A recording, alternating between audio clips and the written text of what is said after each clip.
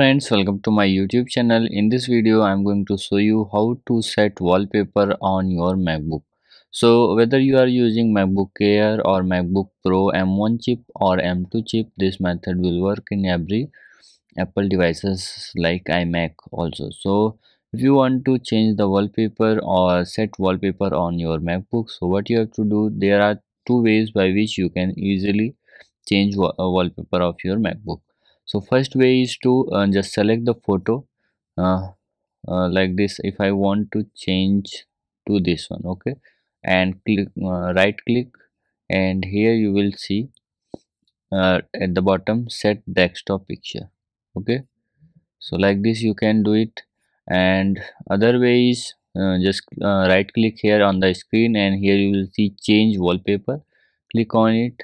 Now here you can change it to like this.